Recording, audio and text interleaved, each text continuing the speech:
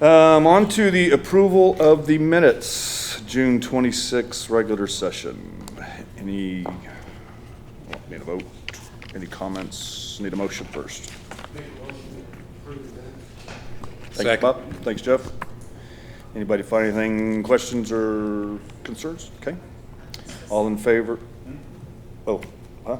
Sorry, I missed you saying You good? Oh, sorry, Jeff. And also, before we go to vote, Director Colligan's not here and Deborah has her proxy. So, okay, on to the vote or for June 26th. All in favor? Yep. On to July 17th, our work session. Motion, please. So moved. Thank you, JB. Thank you, Sandy. Anything on those notes? Nope. All in favor? Thank you. And clipping along, Joint Advisory Committee. Tom, you have Rex and Lakes, right? Rec did not turn theirs in, so we'll pass that, but Okay. Once the minutes will be posted to the website. We do have Lakes here. The committee welcomed new committee members, Brett Araby and Steve Killian. I conducted a committee orientation. Jeff Rattay was appointed secretary, Kevin Adelson was appointed vice chair, and Matt Champagne was appointed chair. The committee briefly discussed the upcoming CARP tournament to take place on Saturday, October 11th. The committee began discussions on capital project recommendations for 2026. And Lake Norwood and Lake Ann received some fertilization treatment recently, and that is the extent of the summary. Thanks, Tom. Ms. Ruth, golf? Okay, Golf Committee met on Wednesday, July 9th, and we welcomed a new committee member, John Hauser, to the group. And new officers were for next year. They happen to be very similar. Ruth Asher's chair, Dave Armstrong vice chair, but Jim Estes is secretary. We did some brainstorming for consideration for budget items, and it was strictly brainstorming, and we'll talk in depth about it during our August meeting.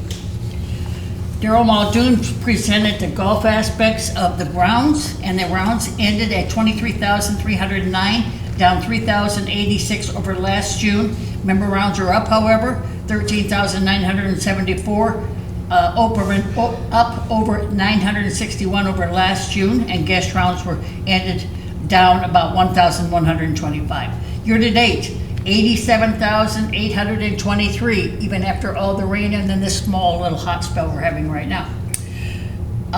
Down from 8,857 over last year. Member rounds ended at 56,680 or 628, down 4,575 over last year, and guest rounds ended at 31,195, down 4,283. Range buckets ended the month at 29,796, up 6,444 over last year. It's a lot of rounds. Graham Kornmeyer had the maintenance report. Staff and golfer etiquette was brought to his attention and concerns while trying to maintain pace of play. For staff members who are hand watering the greens, they have the right of way and should be allowed to finish their task to clear from the area before you're hitting. For people mowing and doing other tasks around the golf course, golfers should make their presence known by either before they hit their shot to allow the staff member to get out of the way. Often staff members move to an area that is out of reach, and they hope that they stay out of safe danger. The frequent rains continue. We had 10.5 inches of rain in June, bringing the yearly total to 37.5 inches. No major flooding issues this year, but the heat and humidity is beginning to pile up.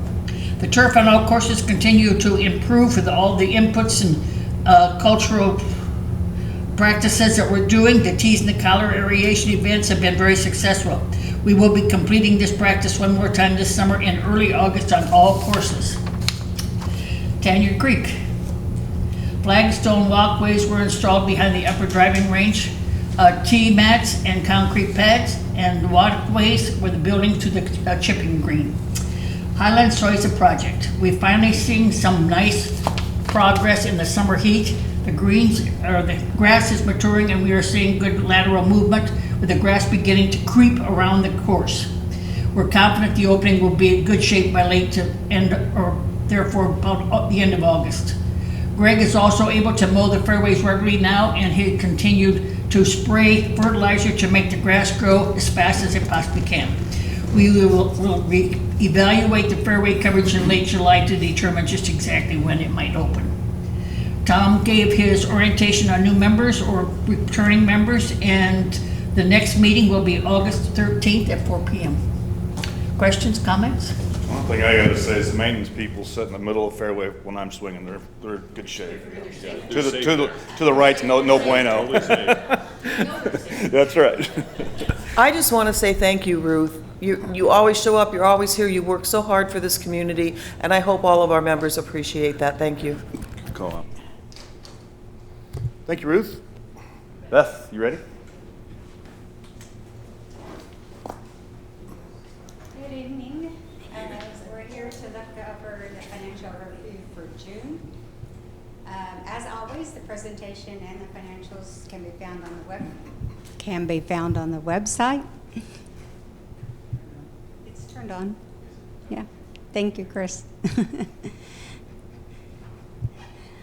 Starting with the consolidated financials for the month of June, revenues coming in at $3,855,000, which is less than budgeted and but more than prior year. Expenses $2,695,000, which is less than budgeted, more than prior years, resulting in EBITDA of $597,000, which is a little over $100,000 less than budgeted and slightly less than prior year.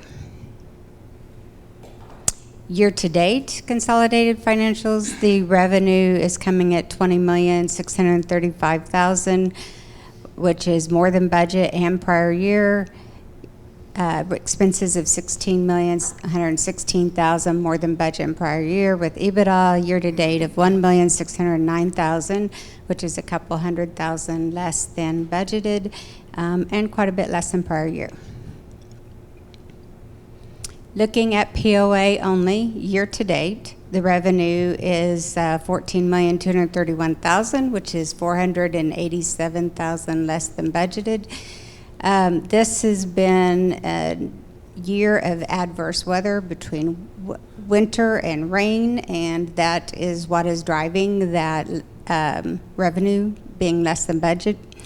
It is still $154,000 better than the prior year. Cost of goods sold is $76,000 better than budget and worse than prior year. Expenses are $21,000 better than budget, worse than prior year, and EBITDA is $387,000 less than budget. That revenue drops right down to the bottom line. Overall, for the month of June, POA revenue is $2,736,000 compared to budget of $2,933,000. It's slightly less than prior year. Notable for June, we sold a mower that wasn't budgeted and got $22,000.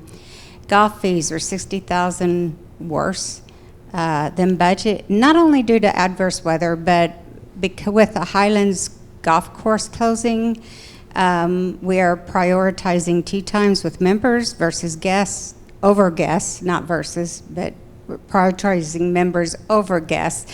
And guests pay more than members. So the revenue is less than budgeted for that reason. It's $241,000 year-to-date. Membership transfer fees is $38,000 worse than budget for the month, but it only $7,000 worse year-to-date. And F&B income is $37,000 worse than budget for the month and $174,000 worse year-to-date. Looking at operating expenses for June, POA expenses were $48,000 worse than budget overall, but they're still $21,000 better year-to-date. Better than budget in June was health, dental, and life. We received some large reimbursements of past claims, so we were $76,000 better in June. We're still behind year-to-date on that. Outside contracts was $11,000 better in June. Salaries and wages were $48,000 worse than June. That can be partially offset by the outside contracts. Year-to-date, they're still $44,000 better. And chemicals were 24,000 worse in June. Year-to-date, we're still better. Maintenance and repair irrigation pump station was 20,000 worse in June, but only 6,000 worse year-to-date. And licenses and permits were 16,000 worse in June and pretty much right on year-to-date. So it's mid-year. It's time to see who is swimming at a faster rate to reach their budgeted 2025 revenue. So we have recreation in pink, golf in green, F&B in gold, water in purple. Who's going to win? No surprise. Water comes in first with 51% of the 2025 budgeted income. Recreation's coming in next with 49%, golf 46%, and F&B trailing at 45%.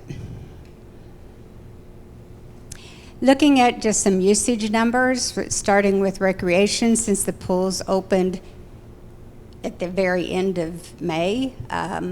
This is just for June only, comparing June 25 to June 24. You can see that the outdoor pools, Kingsdale, Metfield, and the beach were all affected by the rainy weather, and the usage is down from this time last year. Branchwood Pool was more. It's an indoor pool, so it wasn't affected. Overall, their usage has decreased by 25% in June compared to June last year. And looking at the fitness center exercise classes, that's by month. The 24 usage is in gold, the 25 usage is in green. So you can see that we've beat it pretty much every month except June. It was kind of right on there. Overall, they've increased 8% compared to Q2 of 24. And then looking at the same thing with golf, again, golf has been impacted by weather much of the year and also the temporary closure of the Highlands course. So you'll see members rounds on the left, 24 rounds are in gold, 25 rounds are in green. So in members rounds, the winter weather, January, February, but then starting March, the members rounds have been more than 24 every month. But then if you look over at the guest golf rounds, it's mostly consistently less than 24 throughout the year. It's went down 12% compared to 2024 on guest rounds. Again, weather and prioritizing members. So moving from POA to the water, the revenue year-to-date is $6,404,000, which is $510,000 better than budget, $781,000 better than prior year. Cost of sales is more, understandably with revenue more. Expenses are $234,000 worse than budget and more than prior year, with EBITDA coming in at $176,000 better than budget and $289,000 better than prior year. Looking at water revenue for just the month of June, comes in at $1,119,000. Capital buy-in fees and new service connections were better for the month and about $468,000 better year-to-date. Water sales was actually $74,000 worse in June. With all the rainy weather, there was less irrigation than what was budgeted, but year-to-date it's only $10,000 worse. Looking at water's operating expenses for the month of June, better than budget was meter installation materials of $92,000 better. Still $121,000 worse year to date, but that's a timing issue that's just going to work out a little bit every month. Water distribution equipment was $34,000 worse than budget, but it's better year to date. Overall, the expenses for water are $416,000, which was less than budgeted and just slightly more than last year. Looking at cash, we have total cash of $7,662,000 with POA operating cash of $933,000, POA reserves of $849,000, water operating cash of $4.3 million, and water reserves of $1,585,000. And brings us to the one pager. The department's EBITDA compared to budget year to date is on the left. The ones doing the best are golf maintenance, water, maintenance and construction, lakes and parks. Worse than budget is general income, golf operations, food and beverage, clubhouses, and outside rec. We've went over most of those others. There have not been any more increases in debt. We're just paying down principal. So we owe the water, POA owes the water $3.1 million and the bank $5.8. You have any questions? All right. Thank you, Beth. One additional interesting item, we project by the end of August, we will hit 17,000 water meters in the community. So we continue to grow. Yes, sir, we do. Open forum, we don't have any emails, right, Jessica? Did you, our audience member, did you want to speak on anything? Are you good? Well, more than anything, I was just interested in how this works. Jump up to the mic, please, if you don't mind. Yeah, you're center stage. All right. My name is John Huffman. I've lived here in Bella Vista for 14 years, been a property owner for about 10. I've just always kind of wondered how everything worked. At one point in time, I would get out and go to some of the local places and hear the residents bitch and complain about you guys, and I don't go out and about anymore. I just don't care. But I do get curious from time to time. So just to, I guess for me, to kind of figure out what all these naysayers, what they're missing out on, why the extra $5? I mean, I don't know, and I'm not a spokesperson for anybody. This is just me, just curious about that. I hate social media, but it's hard to stay off of it sometimes, and then somebody will say this and that and that, and I guess everybody thinks y'all are just a bunch of villains or something. I don't know. Just everybody always complains about it. I thought, well, y'all can't be right. So let me just go to a meeting and find out what the heck's actually going on just for myself. So I don't know, man. Y'all just, I guess, why the extra $5? Be a good question there. Yeah, All thanks. right. Thank you for talking. Tom, you want to take that? First of all, really pleased that you came. As you see, you're the only one that shows up, but I thought it was going to be jam-packed. I'll be here down there, and then I'll walk in, and I thought, well, I was wrong. the good news is we get about 300-ish people that will view the meetings online. So that's good. On the subject of online, I encourage you to go to the POA's website, bellavistapoa.com. We have a tremendous amount of information about the assessment increase.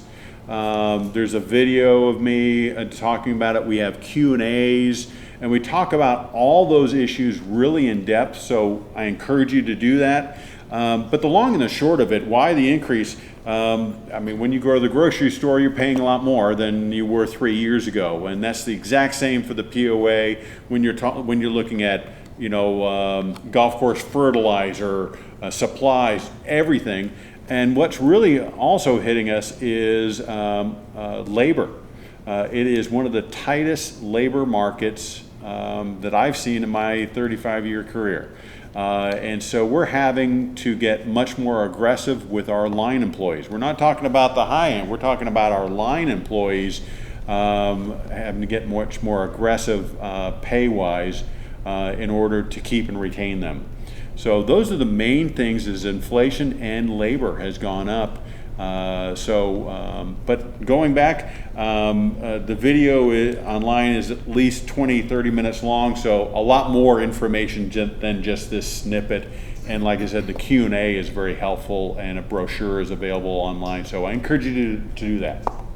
Also, since that's the main thing. And the third one, I think, is also usage. You know, that you hear a lot of people talk about, well, there's more more members, so you're getting more assessments, but that also means more abuse and use of our amenities, so it kind of offsets itself there too. Yeah. And since we're talking about the assessment, for those viewers at home, if you have not yet voted, we encourage you to do so. As of just a few minutes ago, we're at 32.4% of the vote with 26 days left. So I'm, knock on wood, optimistic that we're going to make quorum. We're gaining on it. I won't be, I'll be nervous until we hit the 5-0 number, but I'm optimistic at this point. Okay, thank you. And thanks for coming, absolutely, thank you. Next is Rules and Reg, Policy 5.03. Sure. If you haven't already done so, the Rules and Regulations Committee meeting is available on the POA's website, and the committee goes into much more detail. So if the board tonight doesn't necessarily discuss this, they may or may not discuss it that much.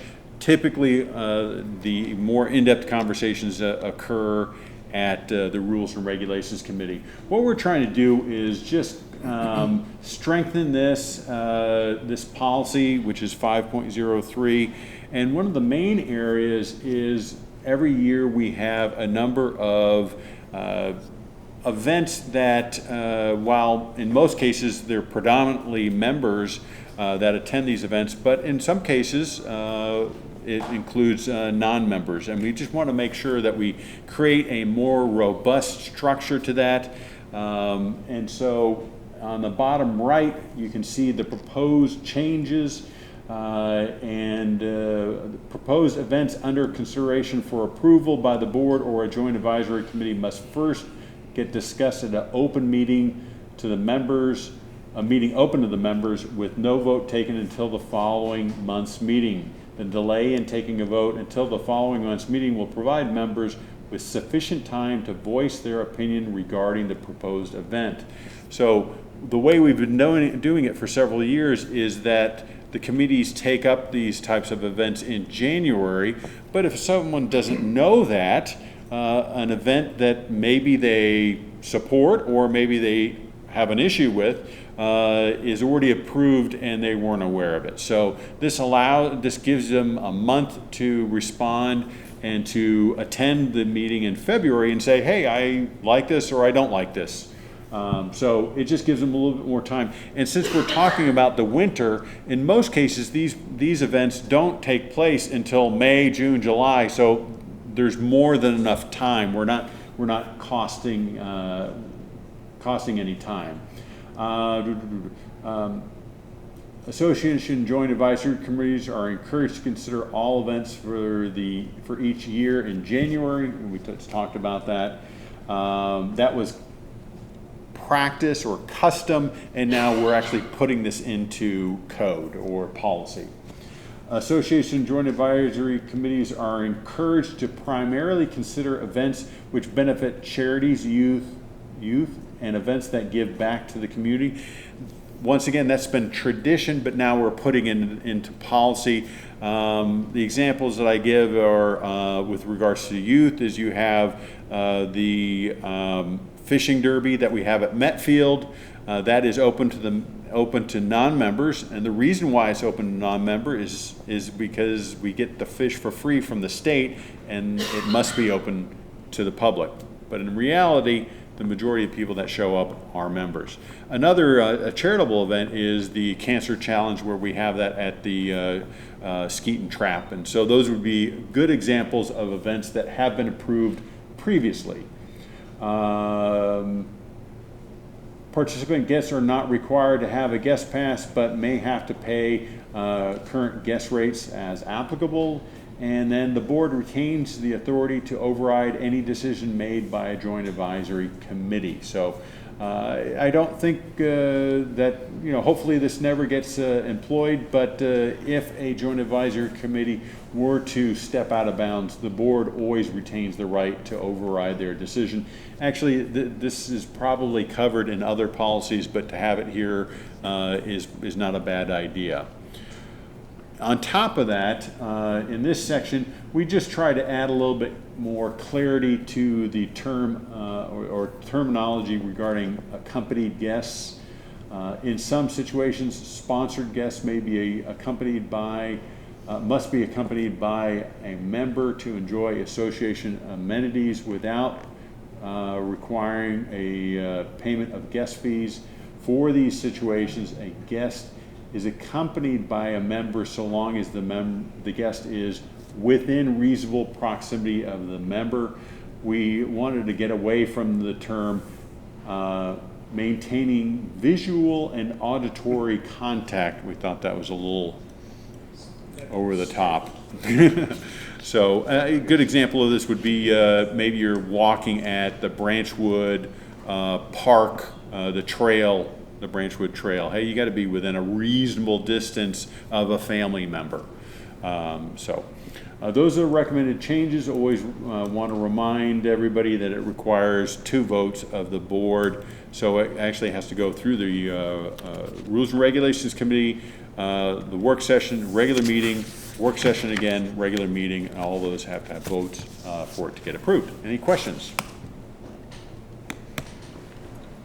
All right, we need a motion for policy. I make a motion to approve the suggested changes to policy 5.03, guest policies. This is the first reading of 2 required readings. Thank you, Deborah.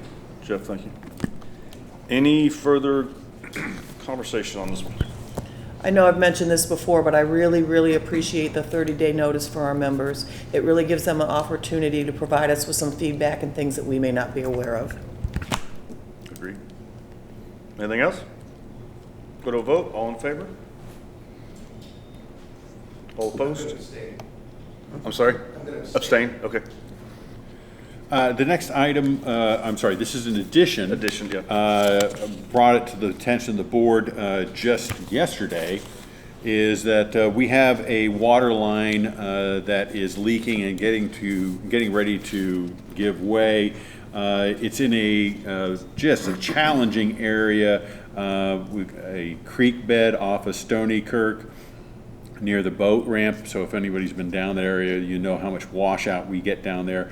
The water pipeline is encased in concrete, but the drainage pipes, very large drainage pipes, are by and large pointed directly at the water pipe. And it's eroded and it's going to collapse. So the water department has provided us with an estimate. It will be an emergency capital project that will come out of the water department budget. The estimate right now is $133,400. In the email that I sent to the board yesterday, I was hoping that we would have updated estimate by today's meeting. We don't have that just yet. I checked with Charlie just before the start of this meeting. We don't have anything new. So really, the board has the option at this point. I've notified the board. Yes, so that's always important. So you could vote on the project tonight, approving it for the $133,400, knowing that it's a loose estimate. So you could vote on it knowing that chances are it's either going to come out at the 103 or less. Charlie's built in a 15% contingency, or we could wait until next month. Knowing that the project will be worked on, we're going to do the project and we got to move quickly. And at that point, we will have more solid numbers, but we would be approving it after the fact. But that happens at times when you have emergency projects. So really, it's up to the board how you want to do it. My obligation to the board is to let you know of an emergency project as soon as possible, which has occurred. Go ahead, David. I would think probably I would favor, excuse me, at this point I would favor deferring and not voting tonight because we don't have a number. And we know the project has to be done, so we're aware of it and we just go ahead and go. But approve it after the fact like happens frequently with emergency projects. Question to that regard is it's no difference to you or Charlie, whether we do it tonight or do it later, should that number not be accurate and have to be, we'd have to have a second vote to approve any additional funding, correct? Should it run over? Only if it came over. If it's Right. under, there is no provision, you Right. don't have to take a second vote. And it's not gonna delay anything, so we are indifferent. It's really up to the choice of the board. I mean, we're gonna have to approve it. I'm fine with waiting until we get the final number and making the approval then, but I'd also be fine. I'd prefer to, because it's such a large amount, I'd prefer for you to proceed on with the board's approval to do the work. And then if the dollar amounts are different, we can worry about that later. But it's a large enough amount that after the fact emergency, if we don't have on record that we're okay with it, I'd prefer to be okay with it up front. personally. And same here, it needs to be done. Why put it off?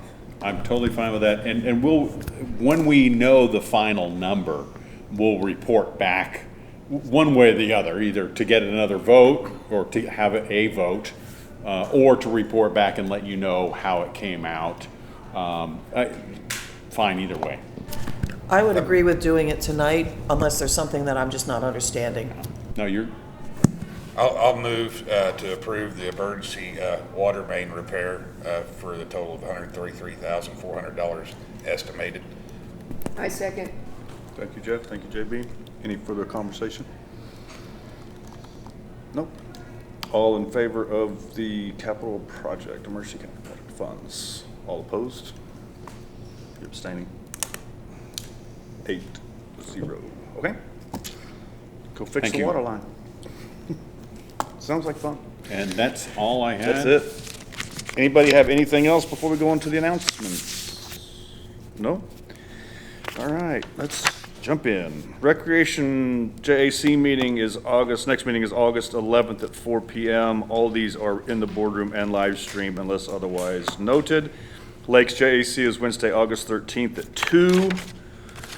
Miss Ruth's Golf Committee meeting, next one is August 13th at 4. Rules and Reg Committee meeting is Thursday, August 14th at 1:30. The next Board Directors GM, which is a closed meeting, is August 14th at 2:30. Special meeting of the membership and assessment results is August 19th at 6. The next Board of Directors work session is August 21st at 9. And the next regular session is August 28th at 6 PM. And if there's nothing else, we're adjourned.